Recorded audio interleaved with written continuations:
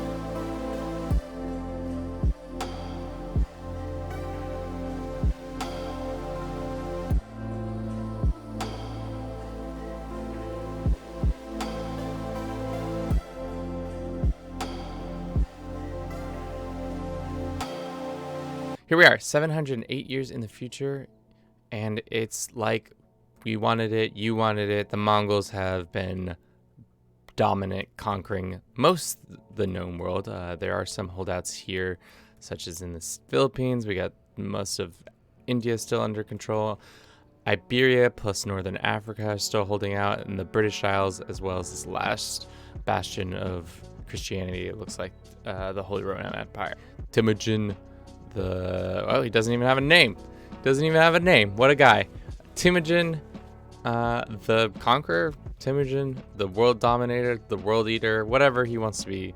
known as. He seems to be doing well for himself with approximately 771 gold coming in monthly and a army size roughly 500,000 troops strong. Get our predictions. Our first prediction was world domination not gonna happen, and as I predicted, he seems to be on his way. I imagine if we'd left the game run for another 200 years, he might have been able to get to it, but it seems like for whatever reason he can't get it done in the time limit. I even gave him extra time to make it happen, but didn't get it done. Faiths, and see who after Tengriism is the most prolific. Oh, actually it is not a Muslim faiths, but it is Catholicism.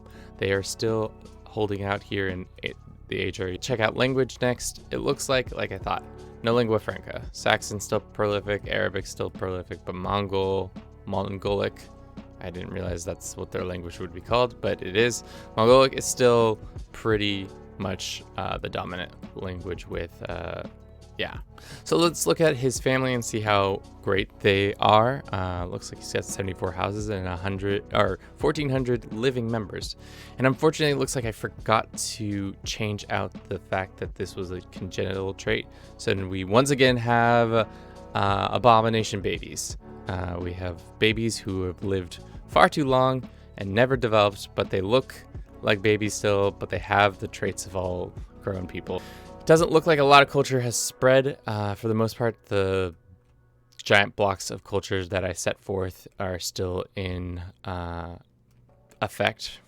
Like a lot of them haven't stayed. Like Swedish, not changed. There is some diverging and hybridization, but nothing too serious. Anything that looks gross or worth calling out. Outer Hebrides, that's pretty common. Icelander, yep. Ethiopian, that's what I thought. The empire map model, they've gobbled up all the steppe empires and integrated a lot of Tibet and some of China into there, as well as the Korean empire. Looks like they're starting to work their way west. Yeah, a lot more development has been brought, I think, because it's been so much time compared to other ones. The AI, after a certain point, seems to want to actually invest. There is still some purple in areas that are not as developed. Yeah, so this is the internal breakdown. It looks like a lot of wild mixing and matching. We got some Indian nations in Korea. We've got some Anatolian nations in Sweden and in Iceland. What else do we got going on here? Just lots of big ooze out there. Yeah, a lot of kingdoms that you would think shouldn't really control the land they do, but they do. Probably a mixed bag, yeah. Some clan here and there, a couple republics, but it's clan, but mostly feudal for the most parts. Not a lot of theocracies. Some Chinese bureaucracies over here. It's a government type that the Asia expansion mod that adds in. So for everybody who's been clamoring for a Mongolian invasion, here you are. It was a pretty fun one. I hope you enjoyed it. Don't forget to comment, like, and subscribe as usual. So have a good rest of your day. Ciao.